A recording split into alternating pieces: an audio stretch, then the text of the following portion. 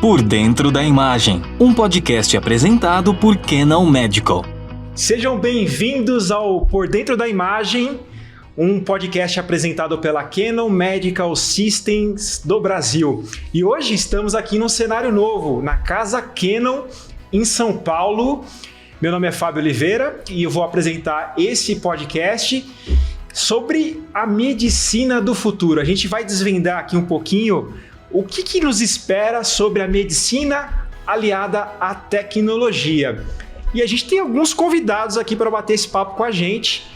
A primeira delas é a Ângela Marim.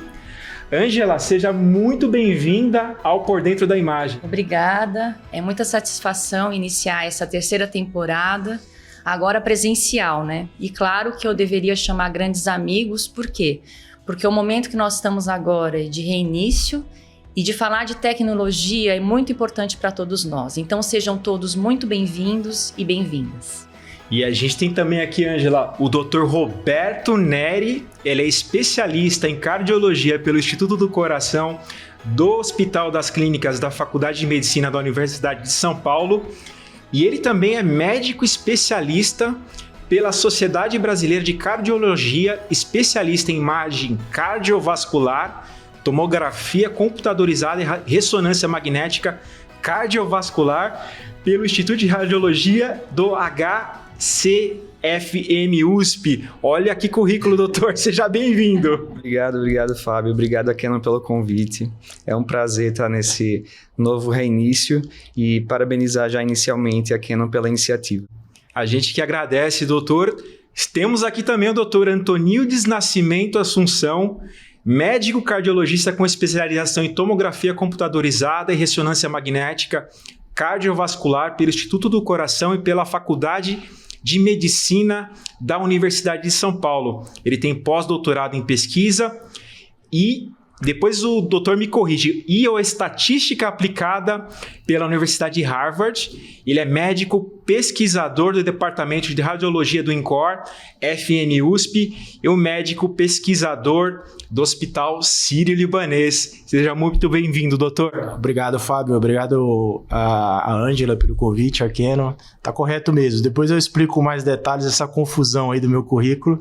E eu queria agradecer a Canon essa oportunidade. Acho que é um tema muito importante, relevante, isso que a gente vai discutir hoje. As novas tecnologias aplicadas, né, na saúde e, sobretudo, na imagem cardiovascular, que eu acho que é um foco importante. A principal causa, né, de mortalidade no Brasil, as pessoas morrem muito ainda de doença cardiovascular. E parabenizar a Canon por esse espaço maravilhoso que vocês montaram aqui, a Casa Canon. É um espaço bem interessante. Obrigado pelo convite. Olha, quem quiser vir conhecer aqui, a Casa Canon está na Vila Mariana, é um local incrível e a gente está esperando a visita de vocês aqui. E para começar esse episódio, a gente tem um título aqui nesse podcast que é o Desvendando a Medicina do Amanhã. Eu já queria fazer a primeira pergunta para os doutores. Quais as tecnologias que estão moldando o que chamamos essa medicina do futuro? Bom, eu acho que eu posso falar, né? A gente tava até brincando, assim, acho que o racional aqui da nossa conversa, vocês vão entender um pouco. Eu sou uma pessoa que hoje trabalho bastante com pesquisa e com essas novas tecnologias. E tem até uma história muito engraçada que eu vou contar, né? Que da minha mãe. A minha mãe é uma pessoa... Eu sou do Nordeste, minha mãe é a melhor do mundo, né, Néria? Todo mundo... Sempre é, né? E meus pais sempre eles queriam que eu fosse médico, igual a minha irmã. Mas aí eu fiz vestibular para engenharia, não sei se vocês sabem, antes de medicina. Então eu comecei a fazer engenharia e eu senti que foi uma certa decepção vocês vão entender depois porque que eu tô falando essa história. E aí eu comecei a fazer engenharia. Eu sempre gostei de exatas e dessa coisa de física, química, e faz todo sentido porque que eu tô na imagem hoje também, mas eu senti uma certa decepção dos meus pais em não ter feito medicina. Mas aí eu tinha essa coisa de também querer fazer medicina e acabei fazendo só um ano de engenharia e depois fiz medicina. E a minha mãe ficou super feliz, né? Minha mãe, na verdade, ela não queria que eu fosse médico, ela queria que eu fosse cirurgião. Essa que é a verdade. E aí, depois de medicina, eu fiz clínica médica. Então, não sei se vocês sabem, clínica médica, Fábio, não faz cirurgia. E ela, meu filho, agora você vai fazer cirurgia, né? Eu explicava, não, mãe, é estetoscópio que eu vou usar, na verdade, não vai ter tanta cirurgia, às vezes eu vou fazer alguma punção, né? E ela não entendia, eu senti uma certa decepção. Depois eu fui fazer cardiologia, e ela, agora não tem jeito, vai ter que abrir o peito, ver o coração. E aí eu fui fazer tomografia e ressonância, né, do coração. Aí já um pouco para radiologia, ela começou a ficar confusa. E eu tentei explicar para ela, mãe, eu não vou exatamente abrir, mas eu vou ver o coração batendo na ressonância, as coronárias. Mas eu tinha sempre essa paixão por exatas, né? E sempre desenvolvi isso muito durante a minha graduação com estatística. E aí, explicando um pouco aquela racional do meu currículo. Depois, quando eu fui fazer parte do meu doutorado fora, tive a oportunidade de fazer realmente estatística, um curso bem interessante. E eu sempre gostei de fazer essa coisa multidisciplinar. Então, assim, a minha graduação eu fiz com um biólogo, o meu TCC a parte do meu doutorado eu fiz com um físico. Então, lá eu tive um contato muito forte com essa parte de programação, de estatística, novos algoritmos. Isso foi uma coisa muito apaixonante para mim. E voltando para a história da minha mãe, quando Sempre começa e termina na mãe. Quando eu voltei, eu comecei a trabalhar com dados. Hoje eu trabalho com dados. Então, assim, eu não uso estetoscópio. Assim, eu vejo imagem como um pesquisador lá no Instituto do Coração. Pensando, obviamente, em inovação, novas tecnologias. E outro dia minha mãe perguntou pra mim, e aí, meu filho, você já tá fazendo cirurgia? Aí eu acho, como é que eu ia explicar essa coisa de novos algoritmos para essa mamãe? Fale que eu estou fazendo cirurgia, tá? Ia ser muito confuso explicar. Então, eu tô voltando à sua pergunta, então eu fico nessa posição muito mais voltada a essa parte de inovação e equipes multidisciplinares, tanto no Sírio-Libanês quanto no Instituto do Coração. Então a gente tem um trabalho lá multidisciplinar, então a gente faz projetos com a Canon, junto com um time multidisciplinar de engenheiros, e o Nery é a pessoa que está na ponta, é um médico realmente que está laudando, então acho que vai ser uma conversa muito interessante. Então, vou dar minha visão das novas tecnologias, respondendo diretamente a sua pergunta, e eu acho que a gente vai estourar mesmo o tempo desse podcast. Com certeza. Porque eu falo muito, vocês já perceberam. Estamos sentindo isso. Mas eu acho que a gente teve grandes avanços de hardware, né, dos novos equipamentos que melhoraram bastante as nossas resoluções. Vocês vão ouvir muito falar essas palavras, temporal e espacial, né, que melhora a visualização desses pequenos detalhes anatômicos ou funcionais que a gente tem nas imagens, como as coronárias, que são milímetros, né? Esses avanços são muito importantes, sobretudo para identificar doenças em estágios iniciais, né, que eu acho que é quando o médico pode mudar muito a história das pessoas, né, em termos do manejo clínico. É claro que quando a pessoa está adoecida tem muita coisa para fazer. Então eu acho que teve esse grande avanço dos equipamentos, eu acho sem dúvida nenhuma, mas eu acho que agora a gente está vivendo uma nova indústria, um novo momento na área de saúde, não só na área de saúde, mas em outras indústrias, que é sem dúvida nenhuma a inteligência artificial. Então, assim, isso vai ser o grande divisor de água dessa velocidade da gente identificar essas doenças, né, essas pessoas. E na minha visão é isso. Eu acho que, só complementando um pouco, eu acho que o diagnóstico precoce ele já é cada vez mais focado, o avanço da tecnologia, mas também uma medicina que seja individualizada, que seja mais acessível, mais rápida e mais inócua. Então, eu acho que nos últimos 10 anos a gente tem visto esse avanço e a gente está cada vez chegando mais próximo disso, né? E a inteligência artificial tem sido, assim, o empurrão dos últimos 2, 3 anos aí, até mais um pouquinho, tá? A gente já está até usando na clínica. Mas isso é o que está mudando a medicina, principalmente a diagnóstica, né? Que é o que nos compete aqui hoje. Eu estou mais na assistência do que na pesquisa, eu estou 80% na assistência, 20% na pesquisa. A gente já está junto há uns quase 8 anos, eu acho, no INCOR. A parceria com a Canon, uns 10 anos já lá no INCOR na pesquisa. E a gente já tem visto, né, com as coisas que a gente conseguiu alcançar, o quanto a gente já conseguiu melhorar a aquisição das imagens, a velocidade das imagens, a qualidade, o tempo, o volume de contraste, enfim. E chegando nessa população, né? E dando mais, aumentando a possibilidade de diagnósticos mais precoces para que os clínicos consigam lidar com essas doenças de uma forma mais adequada.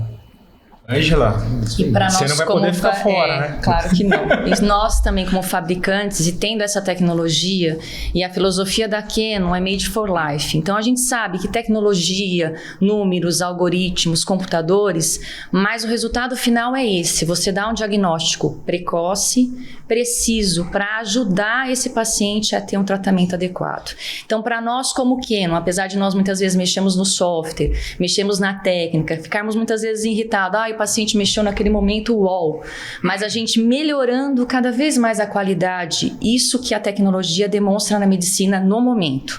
A gente tem que melhorar cada vez mais para o nosso paciente final, o cliente final ser atendido.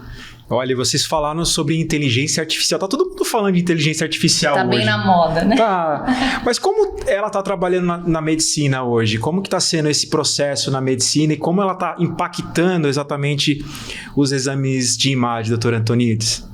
Legal. Então, eu acho que sempre quando eu vou falar de inteligência artificial para médicos, leigos, etc., eu gosto de primeiro contextualizar, né? Porque assim, inteligência artificial virou a palavra mágica e às vezes as pessoas não têm... Eu gostei muito de assistir na televisão agora, num canal de assinatura, tem um documentário agora recente, né? Acho que falando que a inteligência artificial é uma espécie de receita, né?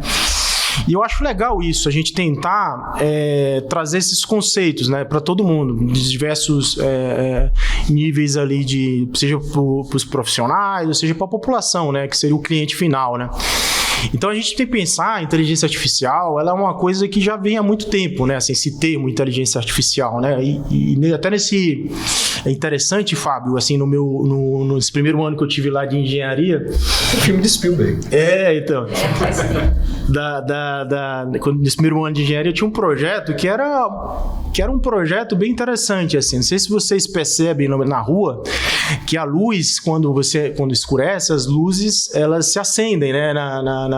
E aquilo não é uma pessoa que está lá ligando e desligando. Existe um sensor dentro desses postes que, quando não tem mais luz, ela se acende, né? Então, isso é uma tarefa humana que deveria ser feita por humana e substituído por uma máquina, por algum sensor lá que determina... Então, isso é uma inteligência artificial. Então, a gente tem essa grande bloco de coisas que, desde essa coisa simples do poste, ela é uma tarefa humana substituída por uma máquina, né? Dentro desse blocão, e vocês vão entender o que é que tem de novo, a gente tem um outro bloquinho que é o aprendizagem de máquina, né? Ou aprendizagem estatística, né? Isso começa a surgir em 1990, né? Essa aprendizagem de máquina, né? E e a gente utiliza muito isso na nossa prática. Você chega no pronto-socorro dos hospitais, ou você está numa UTI, tem um algoritmo. Quando você fala para o seu médico que você tem diabetes, pressão alta, ele coloca no algoritmo e te diz o risco, e decide se vai... Então, ali existe um algoritmo há muito tempo isso, né?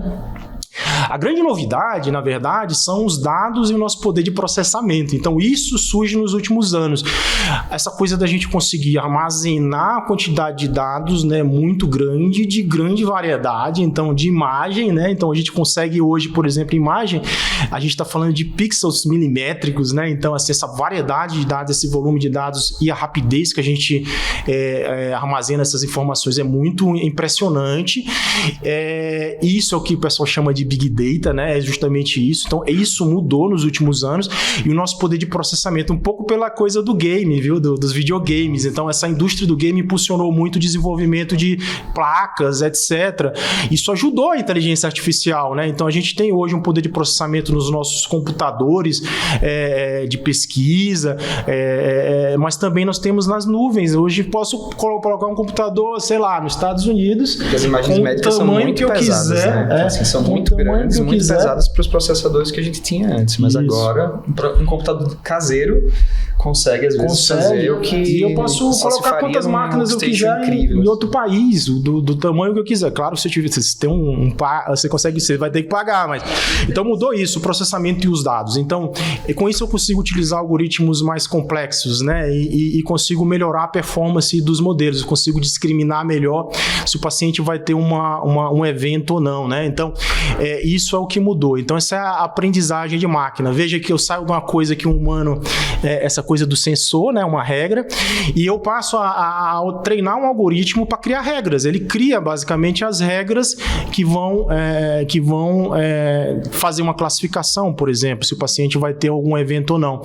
E aí a gente tem um surgimento nos últimos anos mesmo, a partir de 2010, 2015, 2016 é um ano muito especial para os radiologistas, vou falar isso depois para vocês, que a gente começar a utilizar a aprendizagem profunda. Esses algoritmos, eles são muito especiais, que são as redes neurais, né?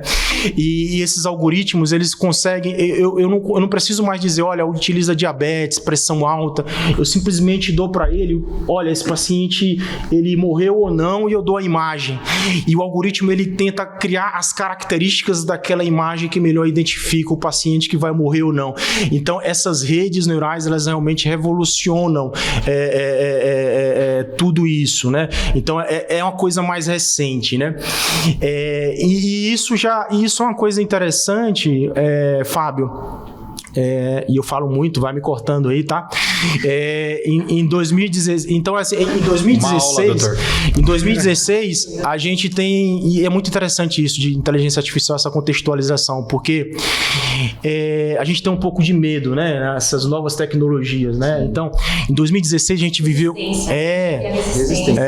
tem uma curva que é muito interessante, as pessoas que estão assistindo depois colocam a curva hype das novas tecnologias da Gartner, né? Você vai ver que é uma curva que tem um hype, depois um fosso de desilusão, e a gente em 2016 viveu exatamente o hype da inteligência artificial nas imagens médicas. Em 2016, as principais revistas, incluindo o New England Journal of Medicine, que é o principal jornal médico do mundo, diz que os médicos, patologistas e radiologistas iam acabar. Foi quase uma histeria. Foi quase uma histeria. O prêmio do Turing, aquele que é um dos principais de matemática, esse cara falou que ia acabar também os radiologistas. Harvard Business também falou a mesma coisa, já falando para a área de saúde que teria que pensar já em substituição. Que a radiologia seria uma das primeiras a desaparecer. Então a gente tem esse hype, especialidades médicas, né? Hype, histeria dos radiologistas. Já se passaram quase 10 anos. Publicação e muita gente capitalizando, porque obviamente você começa aí começa as ventures, né, e capitalização.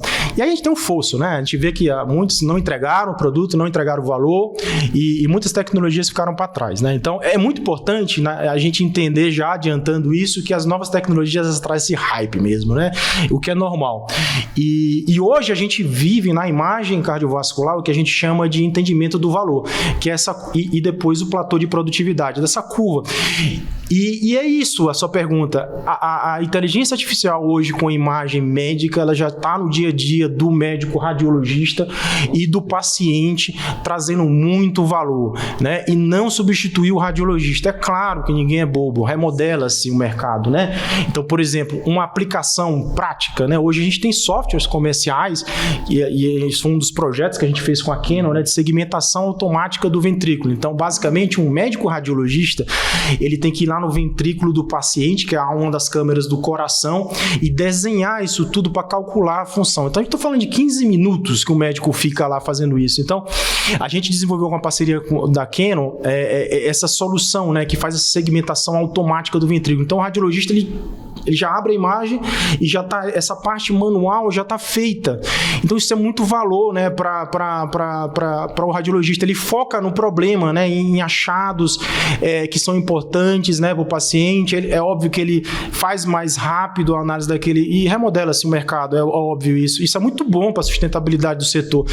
Então, esse é um exemplo prático, viu, Fábio, que já existe hoje como solução comercial, e tem soluções comerciais também já implementadas nas máquinas também. Então, a gente tem uma solução hoje, por exemplo, já no Instituto do Coração para os nossos pacientes, que é uma solução muito importante, né? E que era um calcanhar de Aquiles do radiologista, né? Mais de uma, né? São várias, né? Tanto na tomografia quanto na ressonância. A gente já usa inteligência artificial. E nesses do pique, por exemplo, do cálcio, né, Nery? Fala um pouco qual que é o problema do cálcio ali. Antes de entrar na tecnologia em si, né, assim, nos últimos 10 anos que a gente teve essa parceria com a Canon, todas as pesquisas e tudo mais, e usando a inteligência artificial, deu para ver, foi muito clara o aumento da produtividade, o aumento da velocidade do laudo. E sem comprometer a qualidade do laudo. Pelo contrário, né? Essas tecnologias ajudaram a gente a ter uma qualidade maior, a não comprometer esse poder diagnóstico do exame e conseguir produzir mais. Então, em 10 anos, um exame que demorava 40 minutos para ser laudado, hoje é laudado em 15, 20 minutos. Então, isso ajuda o setor, isso aumenta a capitalização, aumenta a produtividade, melhora para o paciente, ele vai receber o laudo dele mais rápido, né? O médico vai receber seu paciente de volta mais rápido, ajuda no tratamento, etc. E nas nossas pesquisas no INCOR, desde o início, os desenvolvimentos de sequência de aceleração de imagem, a gente já vinha utilizando algoritmos de inteligência artificial. A inteligência artificial ela é treinada, ela não vai descobrir nada sozinha, você vai dar para ela o dado, ela é treinada com esse dado que você deu, então o dado tem que ser de qualidade. E foi isso que a gente fez ao longo desses anos. A gente gerou imagem de qualidade para treinar esses algoritmos e desenvolver essas sequências que hoje a gente já usa no Instituto do Coração, né? Tanto na tomografia quanto na ressonância. E aí, só para as pessoas entenderem, né, a aceleração de imagem, quanto é importante para um paciente, então, por exemplo, que tem insuficiência cardíaca, né? Um paciente com insuficiência cardíaca ou outra patologia pulmonar, cardíaca, ele não aguenta ficar na máquina muito tempo. Tem que fazer aquelas apneia, né, prender o ar 40 minutos, tem que prender o ar 10, 15 segundos. E hoje, com essa sequência de aceleração, em 3 segundos, 4 segundos, você consegue fazer a imagem. Então, uma imagem que era mais difícil antes, que ficava borrada, que era difícil de diagnóstico, hoje, com 4 segundos, 5 segundos de apneia, de pausa respiratória, no caso, consegue ser feita. O exame fica com uma boa imagem, né? Só dando um link na parte de segmentação, a importância disso, né? No início, que foi mais ou menos 2014, 2016, até esse software ter uma segmentação adequada, foi muita receita, foi muita segmentação que os próprios médicos tiveram que alimentar. Só para o público entender, essa segmentação ela é muito manual, então vai pegar a parede interna do coração e a parede externa do coração, e o médico tinha que fazer 1 a 1 de cada fase. Então, isso complicava muito a vida deles. Então, às vezes, eles darem uma atenção maior para verificar se tinha algum detalhe a mais, eles perdiam tempo nessa coisa repetitiva. E isso a inteligência artificial treinada demasiadamente, eles muitas vezes tendo esses dados, conseguiu agora, quando se abre essa segmentação, o computador de forma automática dá um valor. E com isso tendencia a diminuir o tempo do laudo, como o Nery destacou, e com isso demora também assim menos para ele ver mais detalhes, como o Nildes imagina mais assim, eu preciso ter tempo hábil para eu ser mais criativo, como nós temos o Nildes aqui. Então isso ajuda muito na vida do radiologista. Outro gap que eu quero mostrar para vocês, muitas vezes essa demanda da inteligência artificial deu um pouco de descrédito, muitas pessoas não procuraram a radiologia mais como residência. Então, deixar claro nesse podcast, a radiologia não morreu, existe campo para esse trabalho. Então, a gente tem que entender... Impulsionado. Então, a gente tem que entender que as residências médicas têm que os futuros médicos que estão lá nas universidades procurem essa residência para ajudar isso. Nós usamos a inteligência artificial para validar as sequências, e agora já estamos utilizando essas inteligência artificial em nosso favor, né? Em nosso favor, não contra. Se você me permite, Ângela, o Fábio também, isso é muito importante, isso. Não só dentro da radiologia, enfim, mas tem até artigos de grandes pensadores da área de radiologia e médicos mais antigos, né, que são aqueles mais tradicionais. Eles são... Mas eles são muito visionários, eles já falavam lá desde o começo, na verdade, que não é o radiologista que vai ser substituído, é o radiologista que não entende a nova tecnologia.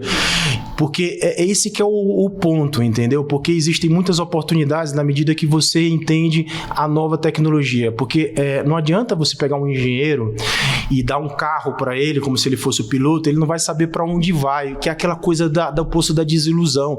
Você precisa ser o copiloto, você precisa encontrar, olha, minha dor é a segmentação manual. O meu problema é que meu paciente tem falta de ar, ele não consegue prender muito tempo a respiração, ele respira, a imagem fica ruim, eu não consigo saber o que ele tem. E isso é muito importante para o diagnóstico, às vezes muda a vida da pessoa. Então, você nota que não adianta você tem que ter uma equipe multidisciplinar e o radiologista tem que partir para esse racional. O Nery, ele fica na ponta, mas ele tem essa coisa de entender. E eu acho que essas pessoas, você não precisa eu programo, enfim, não precisa ser isso, mas é uma pessoa que entenda. Então, esse profissional, isso não é só na radiologia, não, mas o gestor, etc. A pessoa que não entende a nova tecnologia, provavelmente ela vai perder oportunidades, né? E nesse remodelamento que ocorre naturalmente, da coisa de menos radiologistas que laudam, surgem-se novas perspectivas. O radiologista que segmenta, o radiologista que é o pesquisador, o radiologista que trabalha, por exemplo, provavelmente a Canon deve ter uma consultoria. Já somos frutos disso. Isso, exatamente. Você trabalha com pesquisa, com atenção, você trabalha com data science. Não é só assistencial, né? Então, isso já é avançando. Essa parceria justamente com isso. É muito importante isso, né? Essa visão que você chamou a atenção. Não é que vai acabar. E vai isso aprimorar. Foi muito claro. E é interessante até porque, assim, tinha um cara que era um Google, daquele Google Brain lá, que eles produzem as coisas, e ele dizia que ia substituir. E depois, 2 anos seguintes, ele faz um artigo dizendo que não, que a gente precisa trabalhar mais com médicos para entender o valor. É justamente isso, entendeu? Então, eu acho que é muito nesse sentido ali. Mas já existe, viu, Fábio? Muita coisa que a gente faz no estudo do coração hoje, que ajuda o paciente mesmo de verdade, né? Esse acelerador, por exemplo, essa nova tecnologia da tomografia, que é muito importante pra gente, né? Essas pesquisas viraram um produto, né? Isso. A maioria das pesquisas. O que eu fiz, a minha pesquisa de doutorado da perfusão miocárdica, hoje, no aparelho novo lá na 320, a gente já tem funcionando como produto, né? A perfusão multifásica. Que tem valor, né? Que era uma coisa que não tinha antes na máquina, né? Lá atrás, em 2013, quando a gente começou a fazer os pacientes de perfusão no doutorado.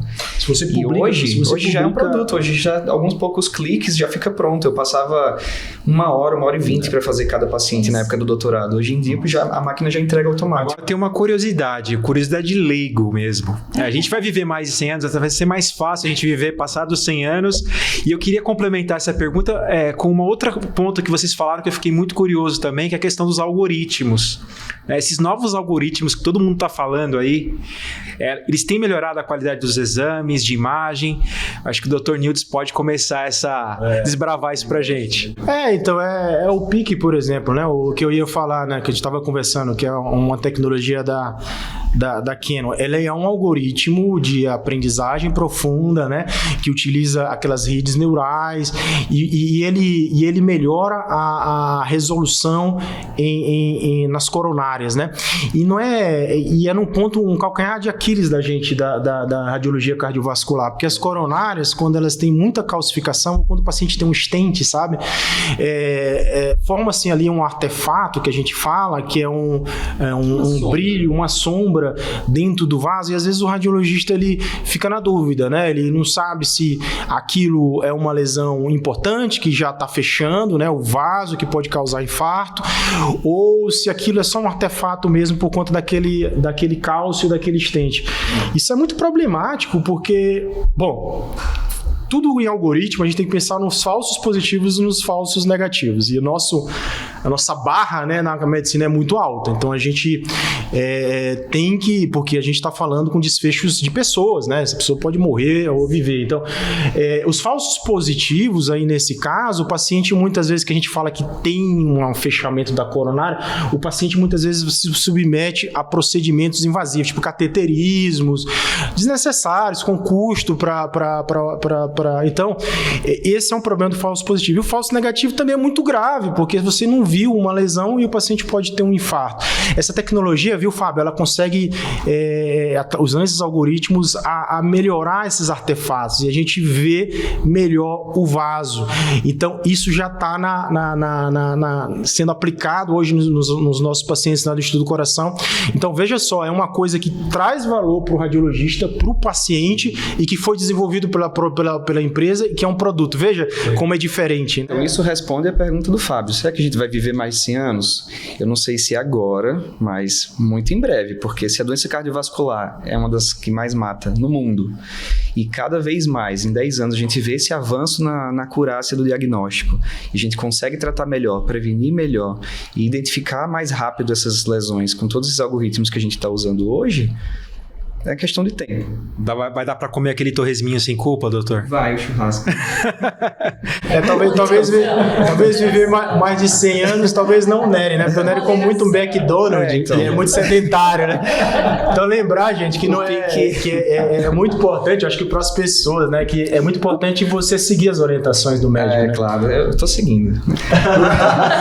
O PIC é uma ferramenta nova, né? Que a gente tem nos aparelhos e está com entusiasmo muito grande, né? Eu tive a oportunidade de conhecer num outro país recentemente agora o uso deles e discutir como que já está essa experiência. Agora a gente já tem também no Instituto do Coração. E a resolução da imagem melhorou muito, porque é um algoritmo de inteligência artificial que foi treinado com imagens de muito alta resolução, eles chamam de ultra alta resolução. Tem poucos aparelhos que fazem isso, então foi feito um banco de dados de imagem enorme com essa ultra alta resolução para treinar esse PIC. E o PIC está sendo colocado não nessa máquina de ultra alta resolução, em máquinas de ponta, mas não nessa especificamente, e nós estamos conseguindo obter esse resultado justamente porque ele foi treinado com um alto valor, com imagem de alto valor diagnóstico, né? E a palavra que resume o que você quer é prognóstico. O que a gente quer é resultados positivos para melhorar o prognóstico do paciente, tanto sobrevida quanto em qualidade de vida para o futuro. E Ângela, o que você imagina aí desses algoritmos, inteligência artificial, tudo junto e misturado aí na tecnologia?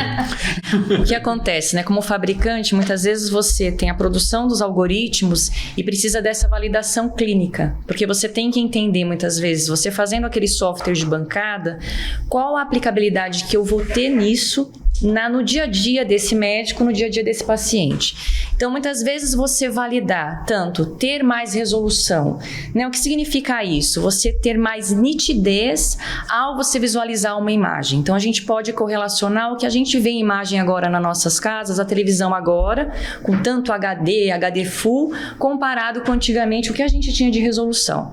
Então, a resolução vai agregar para o médico radiologista ver melhor, o cardiologista ver melhor nítido aquela estrutura que está dentro do corpo. Por quê? Porque a gente não está fazendo nada de intervenção ainda, a gente está vendo as imagens para ter o melhor diagnóstico. Como fabricante, nós tendo essas parcerias com os médicos, validando clinicamente e vendo que aquele algoritmo funcionou, ok, vamos avançar. Olha, deu mais resolução, adiantou, melhorou, diminuiu aquele paciente que foi no cateterismo inutilmente, né? Diminuiu o risco desse paciente. Então, isso é uma via de mão dupla. Então, a gente leva para os nossos desenvolvedores e fala, olha, o algoritmo deu resultado clinicamente. E assim vai, uma via que a gente vai, ao final, quando esse produto estiver maduro, aí se lança no mercado. Então, o PIC que eles simbolizaram agora é que já é produto da Canon, já está nos nossos equipamentos de ponta de tomografia, aonde a gente mostra a maior resolução das coronárias. Então, isso vai dar bastante detalhe e especificar muito mais o diagnóstico do médico. Claro que nas outras modalidades, a gente também tem os nossos algoritmos. Então, em ultrassom, a gente tem o algoritmo também de medidas na parte de cardio. Nós temos também para ajudar o médico obstetra, para medir automaticamente como que está o feto, para verificar se as medidas dele estão adequadas e o tempo daquela gestação está adequado. Para a ressonância, a gente tem coisas, muitas vezes na ressonância, quem já foi na ressonância e demora tanto tempo? Então, muitas vezes a ressonância, demorar muito era um instintivo para o paciente mexer. Demorar muito, muitas vezes no exame de cardio, é muita apneia, o paciente fica muito tempo sem respirar. Então, tudo isso nesse algoritmo vai facilitar tanto a vida do fabricante, que vai melhorar com isso a produtividade do seu equipamento, melhorando a produtividade do seu equipamento. O médico vai pagar por essa tecnologia, porque ele vai ganhar mais, porque ele vai ter mais pacientes para fazer. E quem ganha no final? O médico muitas vezes trata esse paciente, porque ele vai ter um diagnóstico preciso, o prognóstico certo, para eu tratar esse paciente definitivamente.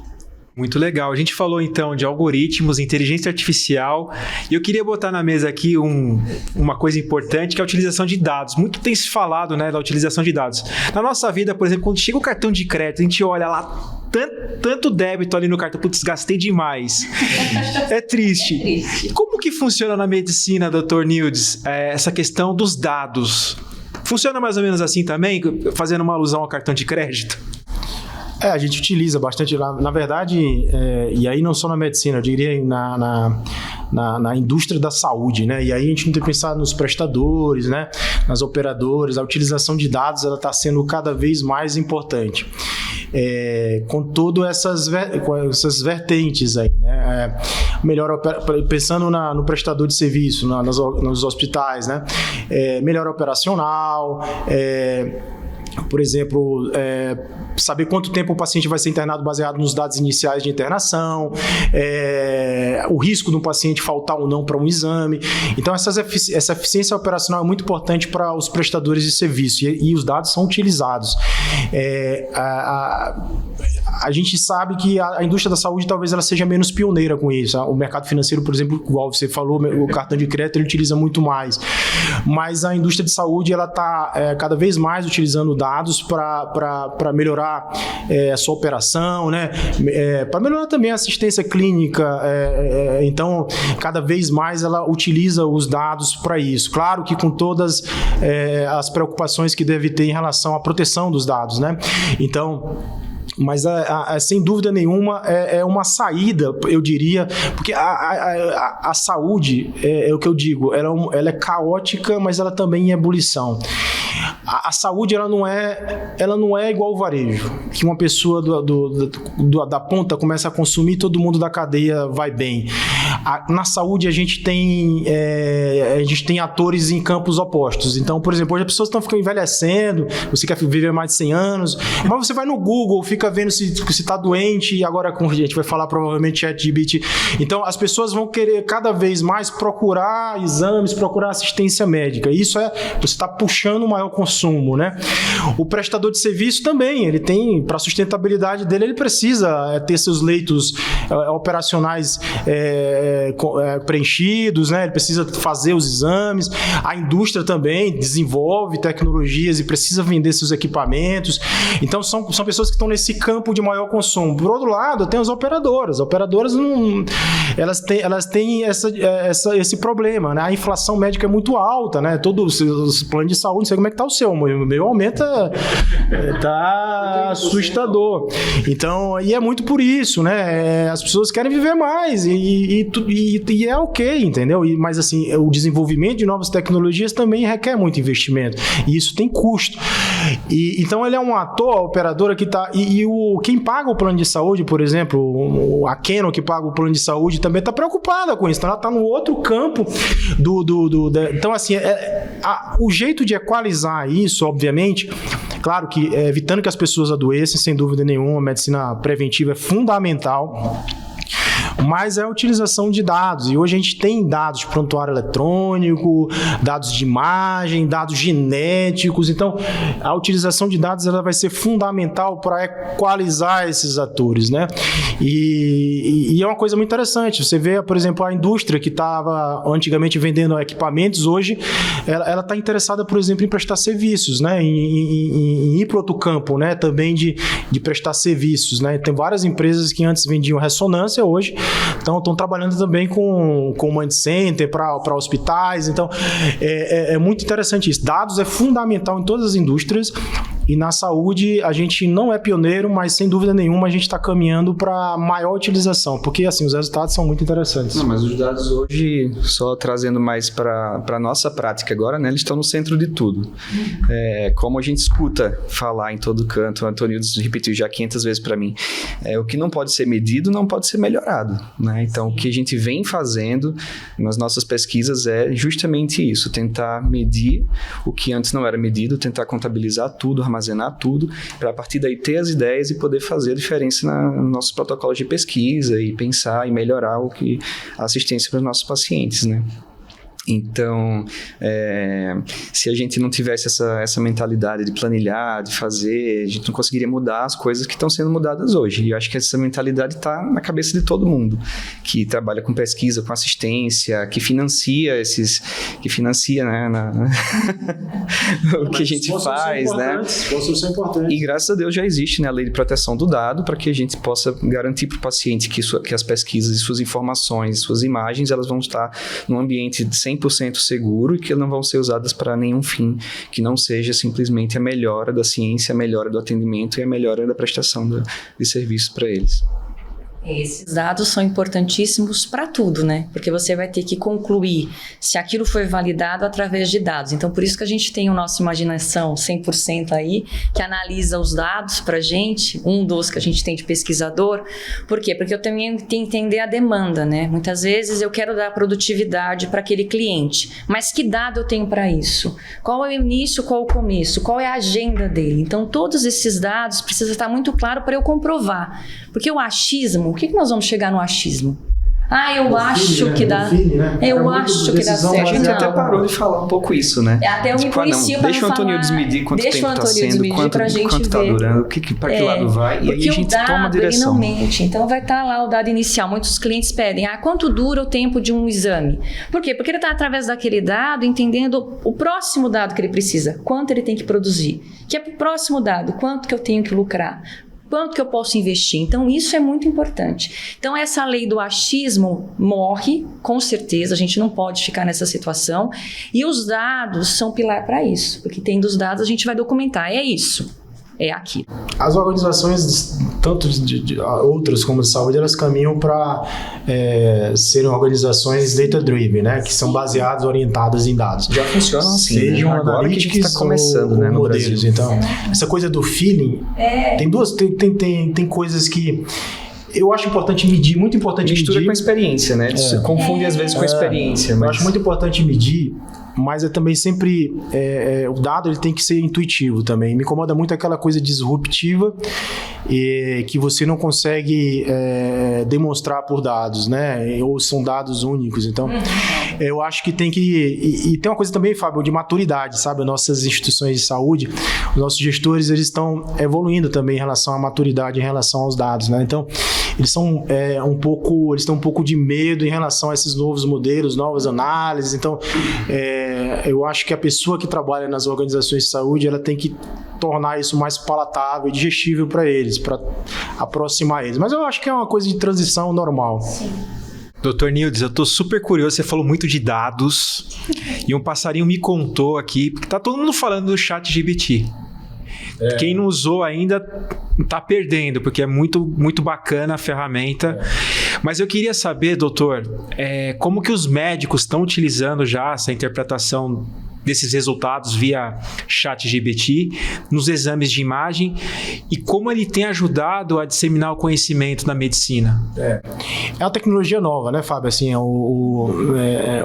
esse que você falou, ele é um comercial, né, do OpenAI, que é da Microsoft. Mas deixa eu só fazer antes de responder sua pergunta diretamente, a área de saúde talvez seja uma das áreas que mais se beneficie por esses novos algoritmos utilizando textos. Acredita-se que nas áreas de negócio, 90% dos dados sejam não estruturados, sejam textos, né? Não seja os estruturados são aquelas planilhas de Excel que a gente imagina. Mais ou menos aqui, são colunares, etc.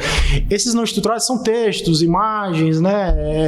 Vídeos, áudios, então são as coisas que a gente chama de não estruturados. O texto na área de saúde, ele é muito importante, né? E ele é muito diferente de todas as outras áreas de negócio. Nós gostamos muito de narrativa, né? O profissional de saúde. A gente odeia ir lá naquele campo de peso, escrever o peso que o paciente tem. A gente escreve no texto, sabe? O paciente com sintomas tal, com peso tal. A gente é narrativo, a gente escreve em texto. E essa informação é muito rica, né? Então, esses novos algoritmos, e você citou eles endereçam justamente essa coisa de estruturar a informação do texto. Então, na área de saúde, eu chutaria, eu nunca vi nada relatado, mas dizem que 90% são não estruturados. Eu diria que na medicina são 99,99% da informação rica. Ela não está estruturada, ela está nos textos, né? Ou está nas imagens, ou está na genética. Então, elas são informações não estruturadas. Mas falando de texto, né, dessa estruturação da informação, eu trouxe minha pesca e eu espero... porque eu vou trazer só uns números aqui que eu acho muito interessante para as pessoas entenderem. Existem duas formas de estruturar, utilizando, que é o processamento de linguagem natural, né? Você estrutura essas informações. Eu vou chegar especificamente nesse algoritmo, tá? Que são dois blocos. Um é aquele que faz aquisição de novo conhecimento e outro que gera novos conhecimentos. O que é essa aquisição de novos conhecimentos? É aquele que classifica. Ele pega um texto e classifica, né? Ou analisa o sentimento. Então ele pega seu texto e diz, você está triste, você está alegre, ou ele classifica, sei lá, aqui tem uma embolia pulmonar no laudo de radiologia. Então, ele faz uma simples aquisição de um novo conhecimento. O outro, ele gera um novo conhecimento. E aí está o grande lance. Tem o chatbot, que é aquele cara que vocês já utilizam, todo mundo utiliza, que ele responde perguntas, né? Você do seu banco, você pergunta, ele responde perguntas. Ele faz simplesmente isso, tá? O outro cara faz tradução, que a gente utiliza, tá? O tradutor, por sinal, eu não tenho nenhum conflito de interesse, a Google tá muito bom, não sei se vocês colocaram ultimamente, mas tá muito bom, você coloca, ele traduz até as siglas, é impressionante. E tem um outro cara que gera uma nova linguagem. Então, esse cara, ele não só faz todo o resto, mas ele gera uma nova linguagem. E esse cara são esses linguagens massivas de conversação, que são os LLMs. Dentro desse grupo está o GPT. Mas é ele, mas tem outros caras, tá? Esse cara, esse GPT, que é o chat de GPT, eu vou explicar para você porque chama chat, mas GPT é o algoritmo, tá? É um transformador generativo, ele gera uma nova linguagem. Esse cara, ChatGPT, ele nada mais é do que um chatbot algoritmizado. Então, ele é um chatbot. Tem um algoritmo que gera uma nova linguagem ali dentro. E deixa um experimento que teve agora, que é muito interessante, com um cara que acabou de pesquisar. Treinado, né? Treinado. O cara, ele plugou esse chatbot no Siri do celular dele. E olha para vocês entenderem como é que é diferente esse algoritmo. Ele falou pro chatbot dele que, olha... a causa dele é toda automatizada. Ele pegou um livro e... Siri, eu estou lendo no escuro, não estou conseguindo. O ChatGPT foi lá e ligou a luz Ele não falou para ligar a luz. Você entendeu? Ele interpretou o problema. Então, agora a Siri vai ficar melhor que ela. Então, vocês entenderam o racional e as oportunidades? Mas, gente, lembra daquela curva lá do Gartner? Hype, calma lá. Então, o ChatGPT, ele gera textos, gera resumos. Então, imagina só num prontuário eletrônico, Fábio, a gente pegar todos aqueles textos.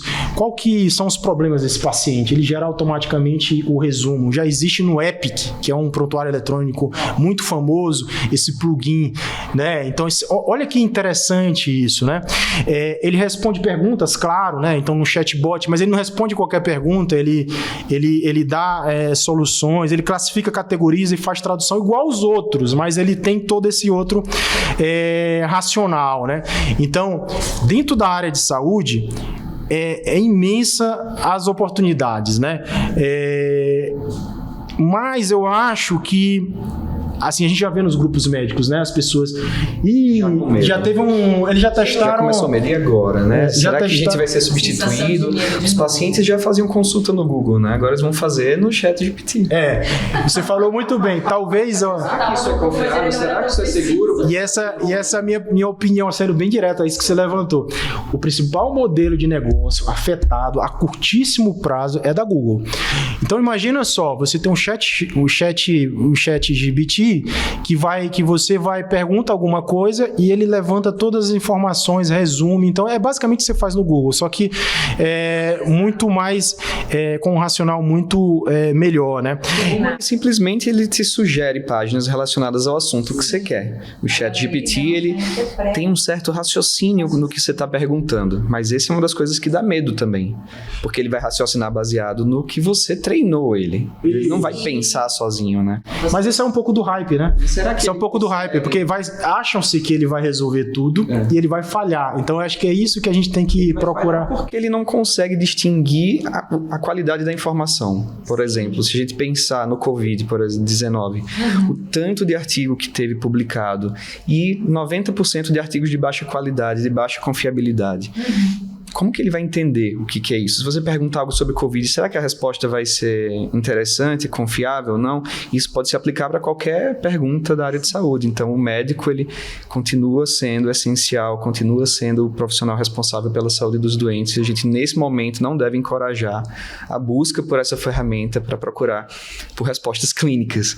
Eu acho que o entusiasmo é muito grande, acho que o potencial é muito grande, mas o cuidado deve ser maior ainda. Sem dúvida, sem dúvida. A gente tem uma barra muito alta, né, Nery? Assim, então, eu já tô pensando no que vai ter um poço de desilusão e que a gente vai encontrar as coisas mais legais. Mas onde tem crise, tem oportunidade. Deixa eu só falar, eu sou uma pessoa bastante animada com isso, mas assim, eu sei que vai servir para algumas coisas, não para essa coisa louca que as pessoas estão... Deixa eu só passar essas informações de dados do ChatGPT, que eu acho que é muito legal isso. Eu sou muito fã dessas tecnologias. Porque a gente não imagina... E o ChatGPT, assim, né, ele é um dos caras, tá? O Google tem um dele. O Google pode ter problemas com relação à pesquisa, mas ele vai ter o dele também. Isso aí... Eu acho que já tá falando assim. O racional, gente, o racional desses novos algoritmos é o seguinte, é você ter budget, você ter dinheiro para desenvolver, você ter pesquisadores bons, e o Google tem, em várias empresas tem, você ter acesso aos dados e você ter um poder de processamento. O ChatGPT, ele utilizou 60% dos dados que ele utilizou para criar o algoritmo dele foi do que ele chama de Common Crawl. Esse Common Crawl, ele junta todas as páginas de internet do mundo inteiro.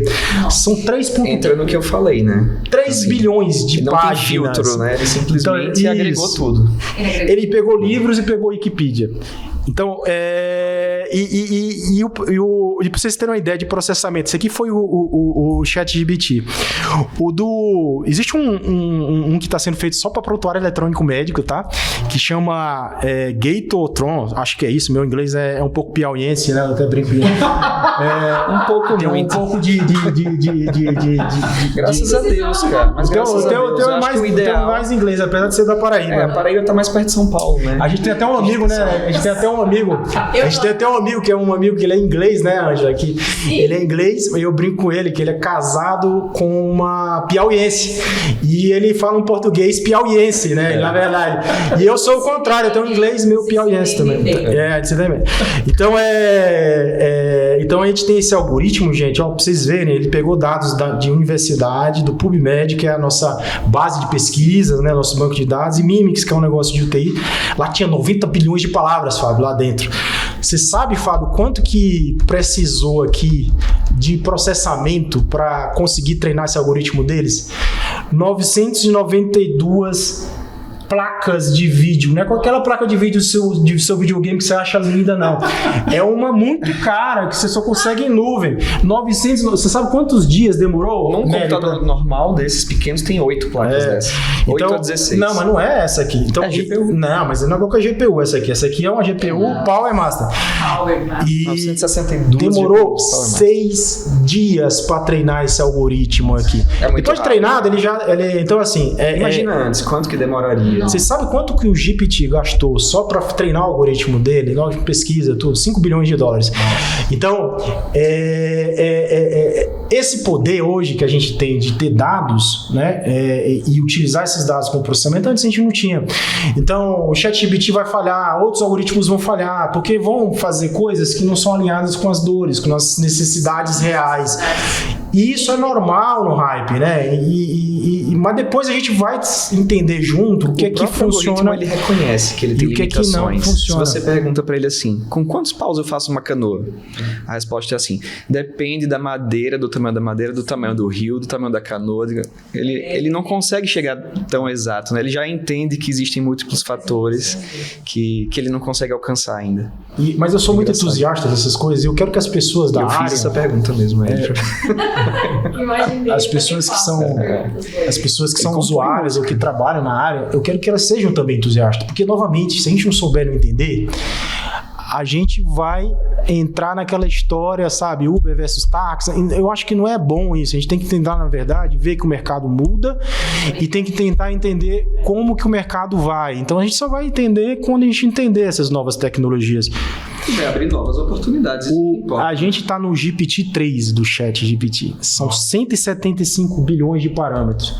Eles já estão desenvolvendo o 4. Sabe quantos parâmetros eles vão ter? Cada aumento de parâmetros melhora a performance do modelo. 100 trilhões. Vai ter que viver mais de 100 anos, Fábio. Não tenha dúvida não tenha dúvida que o bagulho vai ficar bom, né? Assim, mas ele vai ficar bom para algumas coisas. E eu acho que esse que é o desafio, Fábio. A gente precisa encontrar, de repente, Fábio, nessa sua pergunta, e aí voltando lá para sua pergunta, que eu viajo na maionese, mas eu não esqueço. Um radiologista que está laudando um exame lá no interior, por exemplo, da Paraíba, né? O estado do Dr. Roberto Nery. Grande Paraíba, muito bonito. Ele vê a lesão, ele aprendeu a lesão, ele fez o curso dele, mas ele não sabe descrever a lesão. Então, olha que interessante isso. Você fala, olha, eu estou vendo aqui, por exemplo, um AVC hemorrágico. Como descrevo isso? E ele vai ajudar, dar suporte, entendeu? Ele não está substituindo. Na educação também. Então, como é... né? É o foco. Um oncologista chega... quais as melhores evidências ultimamente para o câncer super específico? O algoritmo resume. As principais referências que saíram. É muito difícil você ir no PubMed procurar. Então, ele vai ter esse racional. Educação sanitária. Imagina só isso. As pessoas não sabem ainda que tem que lavar a mão. Então, você pode utilizar essas ferramentas. Todo mundo hoje tem Android, celular. Você pode disseminar essas informações e o aplicativo vai interagindo. Será que eu devo fazer isso ou não? Que são informações sanitárias. É um potencial educacional. Educacional para a população. Não é nem só sanitário, é educacional mesmo. Ele faz uma curadoria de conteúdo com conteúdos técnicos, né, de fontes confiáveis. Isso que é mais impressionante. Meu medo é só esse, é que as fontes sejam confiáveis. Não, mas o geral, né? Eles têm que selecionar bem. O ChatGPT, se ele buscar no Google, ele vai encontrar umas coisas erradas, né? Então, tem que ele é meio várias páginas, mas tem os plugins dele que são treinados com PubMed, com Mimics, e aí são bases muito relevantes pra gente como se fossem abas dentro do conteúdo geral. Isso, então ele vai aprimorando. Então, isso é uma coisa fantástica. Uma coisa fantástica que eu acho tem muito valor. Você escrever no prontuário alguma coisa, ele cruza as informações para saber se aquilo que você está fazendo para aquele paciente conflita com o remédio e se aquilo vai causar algum evento adverso para o paciente. Então são coisas de suporte, né, que tem muito valor. Então, Fábio, assim, eu diria que, novamente, você tem um piloto que está enlouquecido com a Ferrari. É isso. Mas a gente precisa colocar um copiloto ali dentro para encontrar o valor. Que não precisa ser um médico, pode ser alguém da indústria, alguém da prestador de serviço, para encontrar aí a operadora, para encontrar o valor certo desse cara, entendeu? Então, você perguntando o que os médicos acham, eles estão com medo, igual mas eu acho que eles vão entender isso ao longo do tempo. E por falar em reações adversas, a gente não pode deixar de falar como que a tecnologia tem minimizado a questão da exposição da radiação nos exames de imagem.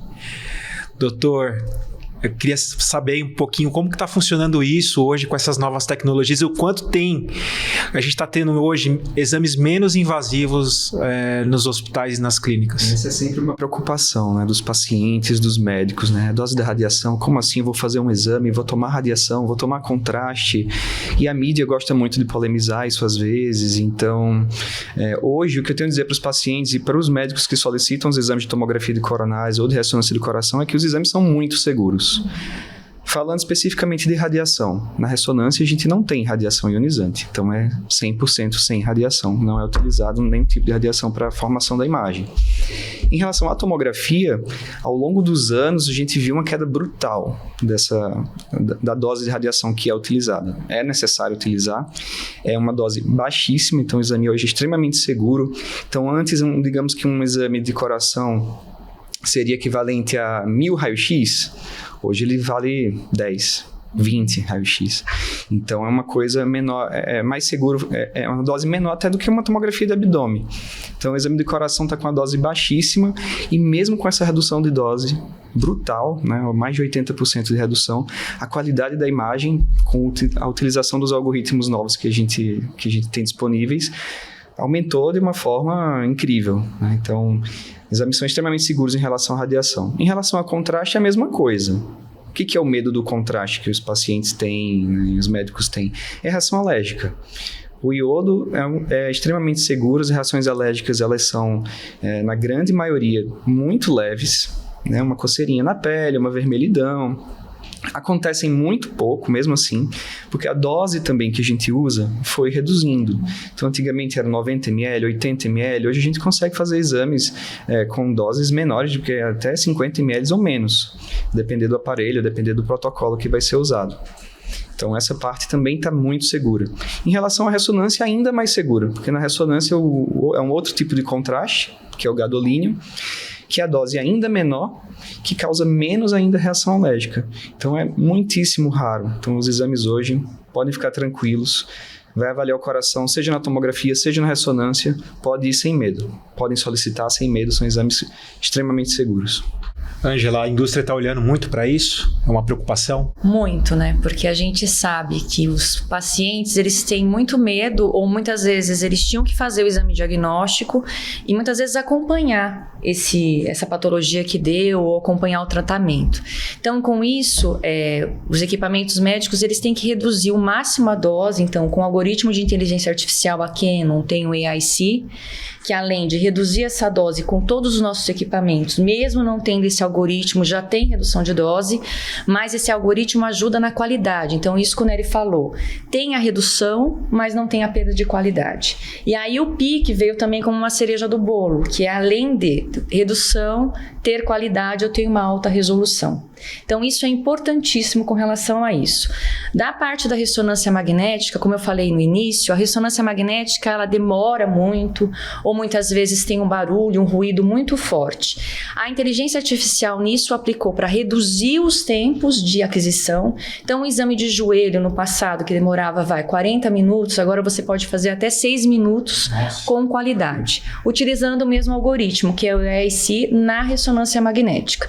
Fora isso, você tem toda a tecnologia igual a parte do contraste. Mesmo os contrastes sendo, muitas vezes, a reação alérgica é mínima, nós também temos uma gama de tecnologia, utilizando softwares mais avançados para você cada vez menos utilizar o contraste. O paciente se sentir seguro ao realizar o exame. Então, a importância que a gente vê para a empresa que fabrica é melhorar sempre a qualidade, entregar isso para o nosso médico radiologista, para ele laudar mais eficientemente isso, mas a gente tem que priorizar também com relação à tecnologia que nós estamos usando. Então, reduzir o tempo, eu acho que na ressonância é de grande valor, porque aí você aumenta a sua produtividade e o seu paciente colabora muito com o estudo, porque é muito mais fácil não mexer se você reduzir o tempo.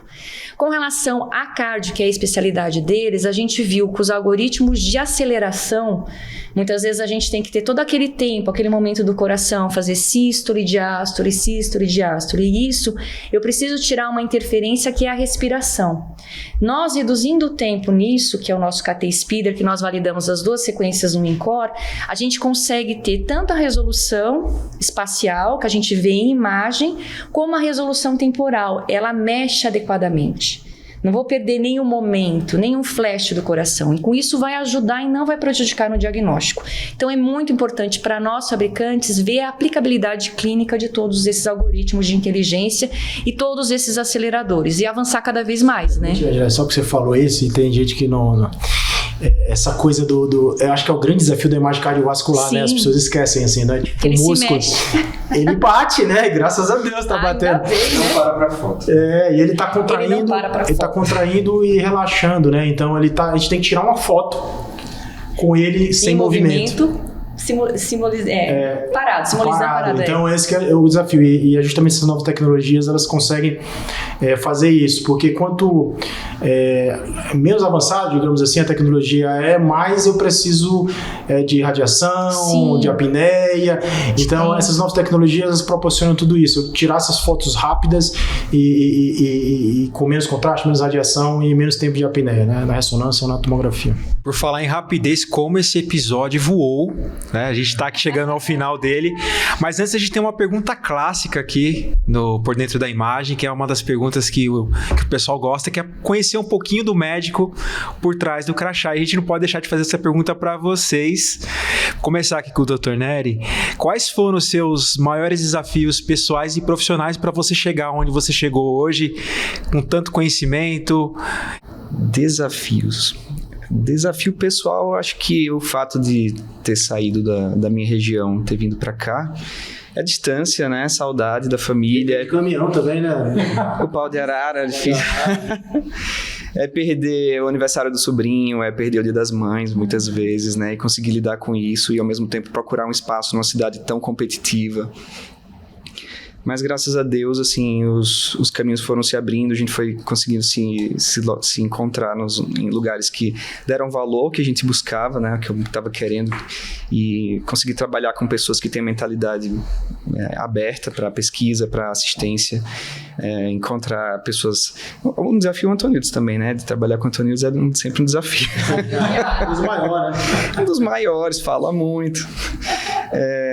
Profissional, acho que é isso, de se localizar mesmo, e trabalhar com pesquisa no Brasil hoje é muito difícil, né? Então eu gosto muito de pesquisa, mas trabalhar 100% com pesquisa seria quase que uma ilusão para mim. Então hoje eu sou 80% assistência, 20% pesquisa, mas esse pezinho na pesquisa faz melhorar o que eu faço para o paciente, faz melhorar meu dia a dia, na assistência também, né? Então eu só tenho a agradecer. E Dr. Nildes, os maiores desafios? Acho que vai muito... Eu sou do Piauí também, eu vim de outro estado. Minha família mora no Ceará hoje. Mas os pessoais são bem parecidos também. A gente tá longe da família, né? Então, isso é um grande desafio, né? Se sair. Então, essa coisa de morar fora realmente é um grande desafio. E profissional um pouco do que eu falei também, né? Essa confusão que eu fiz em engenharia, depois medicina. Então, assim, e talvez desafio um pouco mais de tirar muito o pé da assistência, né? Hoje eu trabalho bastante com essa coisa de inovação, novas tecnologias. Isso é um grande desafio, né? Para quem... Bom, eu fiz 6 anos de medicina, 4 anos de especialidade, mais doutorado, e é muito tempo que você se dedica. Mas eu acho que as coisas se juntaram. Eu consegui isso no final das contas. Hoje eu trabalho com pesquisa. Obviamente a gente tem patrocinadores, sponsors, a gente consegue grants e isso ajuda a sustentabilidade da pesquisa, no Instituto do Coração. E hoje eu consigo trabalhar com produtos, né? No Sírio-Libanês, que é menos pesquisa e aí mais produtos, né?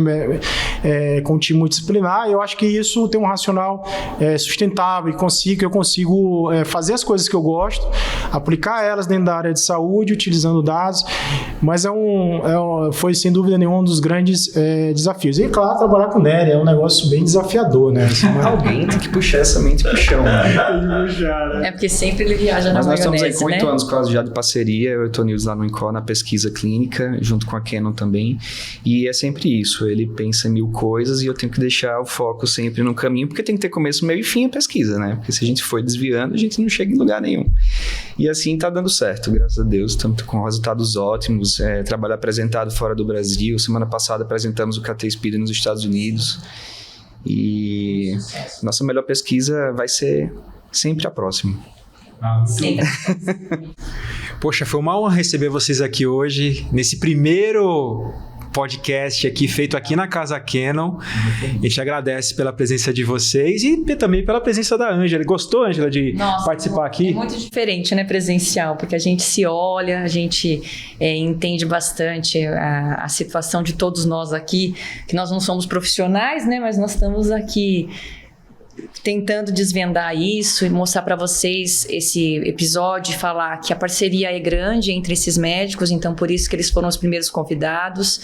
Pesquisa no Brasil não é fácil, mas a gente sabe que devagar as empresas têm que entender que a pesquisa é o futuro, então nós temos que melhorar cada vez mais, incentivar isso culturalmente no nosso país. E nós estamos sendo vistos lá fora, então nós brasileiros temos muito talentos, então não vamos perder os talentos aqui. Então que fiquem muitos Neres, muito Antonildes, muitos doutores para fazer pesquisa, porque senão todo mundo vai para fora e aqui nosso Brasil vai ficar não desenvolvido. Então a pesquisa é um grande marco e eu espero que esse podcast também abra essa porta para todas as empresas abrirem para a pesquisa clínica e incentivarem isso nos seus produtos.